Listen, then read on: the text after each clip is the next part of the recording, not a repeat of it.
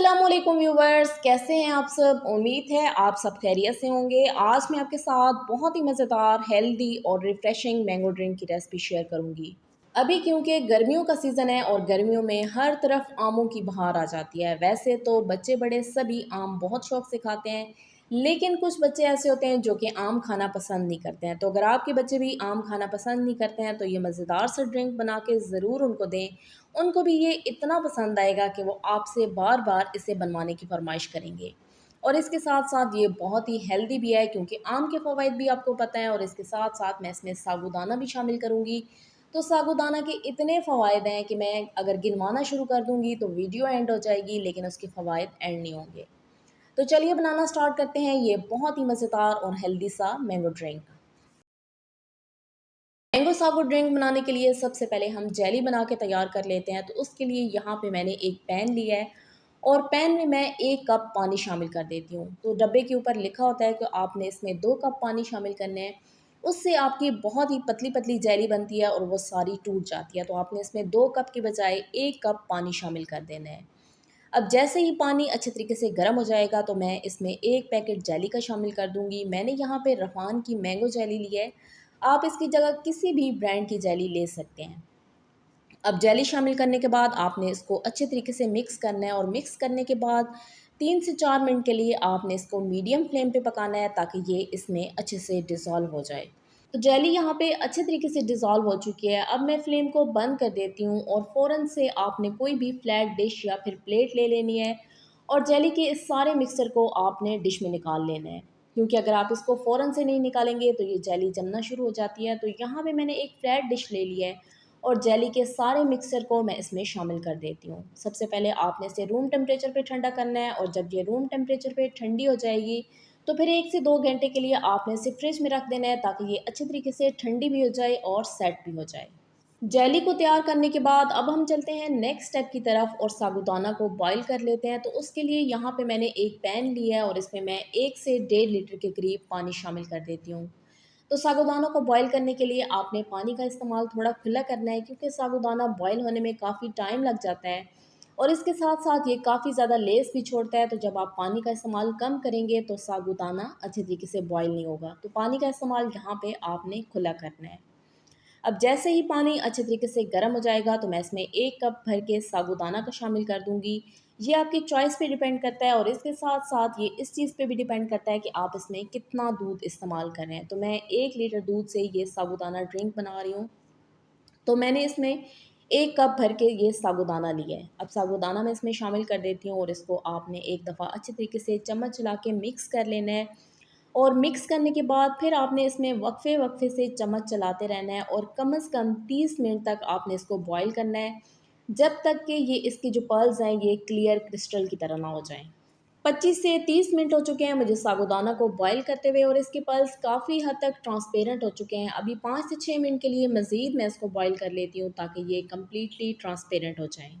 और जब साबूदाना अच्छी तरीके से बॉयल हो जाएगा और इसके पल्स कम्प्लीटली ट्रांसपेरेंट हो जाएँगे तो अब हम इसको स्टेन कर लेते हैं। उसके लिए यहाँ पे मैंने एक स्टेनर ले लिया है और इसके साथ ही मैंने एक बड़ा बाउल भी ले लिया है। अब ये सारा साबूदाना आपने इसमें डाल के स्टेन करना है और इसके बाद आपने एक दफ़ा इसको लाज़मी ठंडे पानी से धो लेना है ताकि ये पल्स आपस में चिपके ना। तो देखिए व्यूअर्स, सारे पल्स जो हैं वो बहुत ही अच्छे तरीके से ट्रांसपेरेंट हो चुके हैं। आपने इसको इसी हद तक बॉयल करना है और यही इस बात की निशानी होती है कि साबूदाना अब अच्छे तरीके से बॉयल हो चुका है, जबकि इसके पल्स बिल्कुल ट्रांसपेरेंट हो जाते हैं। अब इसको स्टेन करने के बाद मैं एक दफ़ा ठंडे पानी से धो लेती हूँ और उसके बाद हम नेक्स्ट स्टेप की तरफ चलते हैं। अब हम मैंगो सागो ड्रिंक बनाने के लिए मिल्क शेक बना के तैयार कर लेते हैं। तो उसके लिए यहाँ पे मैंने एक जूसर ब्लेंडर लिया है और इसमें मैं 1 लीटर दूध शामिल कर देती हूँ। तो दूध आप यहाँ पे कोई भी ले सकते हैं, जो भी आपके पास अवेलेबल हो। घर का खालिस दूध भी ले सकते हैं और इसके साथ-साथ आप टेट्रा पैक वाला दूध भी ले सकते हैं। इसके साथ ही मैं इसमें यहाँ पे क्यूब्स में कटे हुए आम भी शामिल कर देती हूँ। तो यहाँ पे मैंने 2 दरमियाने साइज़ के आम लिए थे और उसको छीलने के बाद मैंने इनको क्यूब्स की शक्ल में काट लिया है। और साथ ही मैं इसमें चीनी भी शामिल कर देती हूँ। यहाँ पे मैंने 8 से 10 खाने के चम्मच चीनी के लिए हैं। ये आपकी चॉइस पे डिपेंड करता है। अगर आप ज़्यादा मीठा खाने के शौकीन हैं तो फिर आप चीनी की मिकदार ज़्यादा कर सकते हैं। वैसे तो ये 1 लीटर दूध के हिसाब से बिल्कुल परफेक्ट मीठा होगा। अब 2 से 3 मिनट के लिए आपने इसको अच्छी तरीके से ब्लेंड करना है ताकि बहुत ही मज़ेदार और स्मूथ सा हमारा ये मैंगो शेक बन के तैयार हो जाए। मैंगो शेक बनाने के बाद अब हम आते हैं जेली की तरफ, जिसको मैंने सेट होने के लिए रख दिया था और ये ठंडा होने के बाद बहुत ही अच्छी तरीके से सेट हो चुकी है। अब हम इसकी कटिंग कर लेते हैं। तो जिस भी साइज़ के आपको इसके क्यूब्स पसंद हों, आप अपनी पसंद के मुताबिक इसके क्यूब्स काट लें। तो सबसे पहले आपने इसकी लंबाई के रुख में कटिंग करनी है और उसके बाद आपने इसकी चौड़ाई के रुख में कटिंग करनी है। और ये बहुत ही मज़ेदार सी हमारी जेली भी बन के तैयार हो चुकी है। तो देखिए व्यूवर्स, जेली की मैंने कटिंग कर लिया है माशाल्लाह से, बहुत ही अच्छी हमारी ये जेली बन के तैयार हुई है। अब हम चलते हैं नेक्स्ट स्टेप की तरफ और सारी चीज़ों की मिक्सिंग कर लेते हैं। तो उसके लिए यहाँ पे मैंने एक बड़ा बोल ले लिया है और सबसे पहले मैं इसमें सारा मिल्क शेक शामिल कर देती हूँ। मैंगो शेक बोल में शामिल करने के बाद अब मैं इसमें बॉयल किया हुआ साबूदाना भी शामिल कर देती हूँ। तो ये आपकी चॉइस पे डिपेंड करता है, आप अपनी चॉइस के मुताबिक इसको कम या ज़्यादा ऐड कर सकते हैं।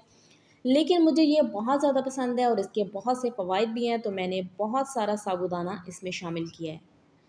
अब एक दफ़ा आपने साबूदाना को शेक के अंदर अच्छी तरीके से मिक्स कर लेना है और ये बहुत ही आसानी के साथ अलग हो जाएगा। शुरू में आपको लगेगा कि ये आपस में काफ़ी ज़्यादा पल्स चिपके हुए हैं, लेकिन जैसे ही आप इसको मिक्स करना शुरू करेंगे तो ये आसानी के साथ अलग हो जाएंगे। साबूदाना को अच्छे तरीके से मिक्स करने के बाद अब मैं इसमें जेली भी शामिल कर देती हूँ और इसके साथ ही मैं इसमें क्यूब्स में कटे हुए आम भी शामिल कर देती हूँ। तो यहाँ पे मैंने एक अदद बड़े साइज़ का आम लिया था और उसको छीलने के बाद मैंने क्यूब्स में काट लिया है। तो आम की मिकदार आप अपने टेस्ट के हिसाब से कम या ज़्यादा कर सकते हैं। अब ड्रिंक को मज़ीद हेल्दी बनाने के लिए मैं इसमें बारीक कटे हुए पिस्ता और बादाम भी शामिल कर देती हूँ। तो जो भी ड्राई फ्रूट्स आपके पास अवेलेबल हों और जो भी आपको पसंद हो, आप इसमें शामिल कर सकते हैं। अब सारी चीज़ों को शामिल करने के बाद मैं इसको अच्छे तरीके से मिक्स कर लेती हूँ और मिक्स करने के बाद ये हमारा बहुत ही मज़ेदार सा मैंगो सागो ड्रिंक बन के तैयार हो जाएगा। तो देखिए व्यूवर्स, ये है हमारे मैंगो सागो ड्रिंक की फाइनल लुक। मैंने इसको गार्निश करने के लिए इसमें थोड़ी सी मैंगो जेली और ऐड कर दी है और साथ ही मैंने इसको ड्राई फ्रूट से भी गार्निश कर दी है।